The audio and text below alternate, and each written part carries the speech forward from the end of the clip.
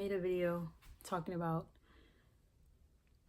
the importance of stories and the role that stories play in our experience of life. And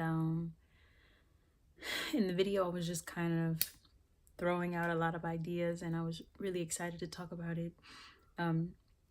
So I wanted to kind of go back and talk more about each of the things that I brought up in that initial video, but in several other videos, because I have a lot to say about stories.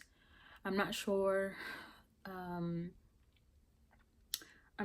what kind of inspired the fascination and excitement for thinking about stories, but I know that it's been something I've been thinking about for a long time and want to explore and want to talk more about it and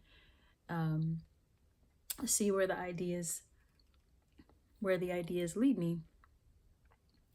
In that initial video, I had a lot of different things to say and touched on a lot of different topics, that started with stories, but then went off into creativity and control and experiencing reality. So that was my stomach. Did you hear that? I want to start just with the idea that stories are important. Stories are important because they allow us to experience reality. They allow us to experience what happens in life. Without stories, there would be I don't think anything would make sense without stories.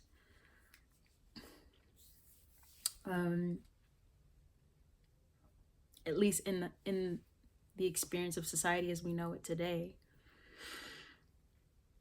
But to back up a little bit, I believe the first time I heard this whole concept of stories and the stories we tell ourselves was from Brene Brown, as I mentioned in the first video. And she explains an interaction that she had with her husband. She was feeling frustrated with him, and she had no idea what his experience was, what was happening with him. I believe she said they were like swimming or something, and she felt that he was ignoring her. At the end of the story, you realize her husband was having a panic attack, and he was just trying to do his best to like get himself to where he needed to go. But she explains the idea that when you start with the story, when you start with the phrase, the story I'm telling myself, you allow room for yourself to acknowledge where you could be wrong, and you acknowledge that your perception of something isn't exactly what took place. So that was the first time that I encountered the idea of the stories that we tell ourselves. The second place was in a book I was reading. This book was about, the book was called Whole, and it was about healthy eating. But the idea of paradigms came up, and the author was a researcher, and he was explaining that when it comes to science, oftentimes there's a certain way that you're supposed to present your findings. And he started to find there's a certain way you're supposed to present your findings, and your findings should support information that has already been discovered. I believe, if I'm saying that correctly.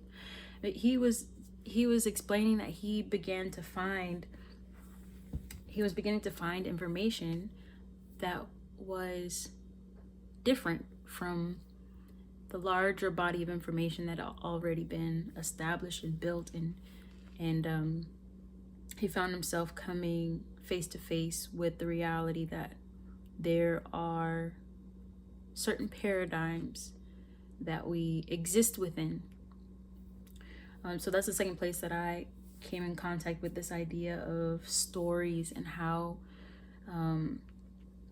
when it comes to a paradigm, you're born into a certain paradigm that is created or established by your family and the people that you spend the most time with. Everybody believes a certain way, or everybody lives a certain way, and so it creates this understanding of a paradigm of, and a paradigm is like a pair of binoculars that you use, or a pair of glasses that you look through at reality, at life. And each person has a different pair, and each person may not realize that they're wearing them as well. You don't realize that you can take off that paradigm and change it for a new one.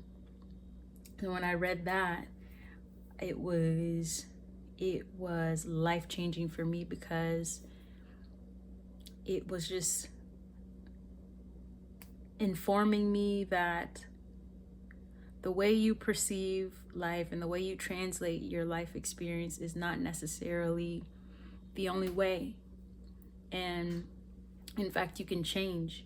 It was just it was new for me. It was a new idea, a new concept, and it was shocking. It was like surprising.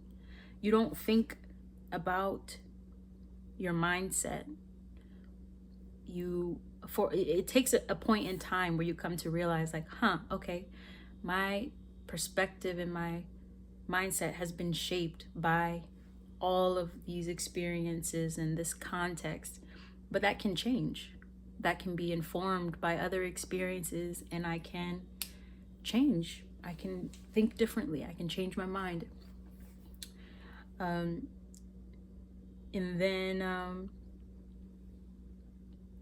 then I was reminded, I also mentioned in the previous video that I was reminded by this idea of the stories we tell ourselves when seeing an ad on YouTube that was explaining the fact that we need stories in order to make sense of reality. The last experience of the importance of stories was in a TED Talk, and I can't remember the name of the speaker, but I do remember that she was speaking on the danger of the single story, and how when you only kind of allow one side of a story to be told, how that can paint a false image of what's actually happening. So all of those instances to describe the importance and the role that stories play in reality and experiencing life. And I find it to be fascinating, because the stories we tell, we don't even realize we're telling them, you know? I think the stories we tell, it usually shows up in beliefs and values.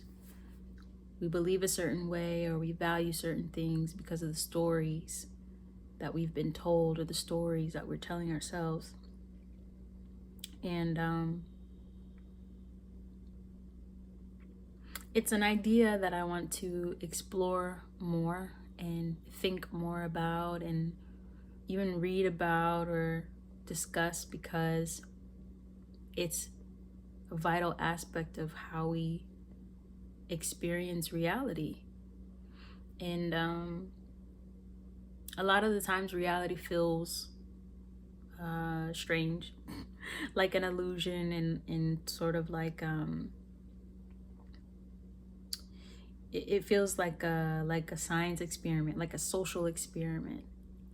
So considering the idea of stories, I think, is interesting. It's fascinating. And I think it's important to understand the vital role that stories play, because that informs your experience of life, how you translate what's happening around you, how you interact with people, it gives you the awareness, you know, that someone could be telling a story, you know, but for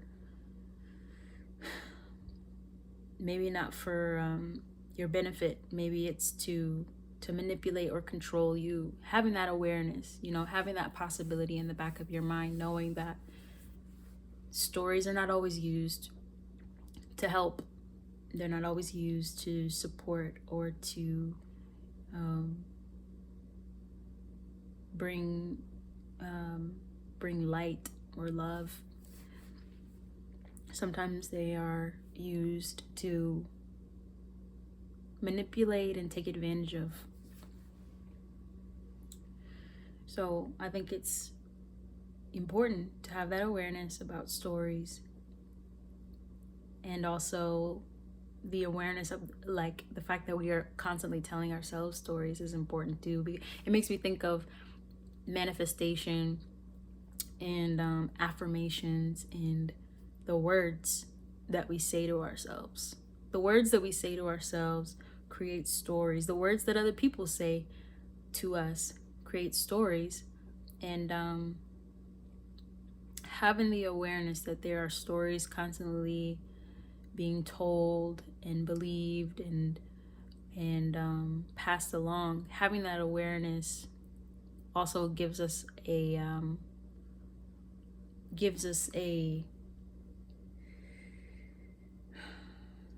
what word do I want to use? It gives us a sense of ownership.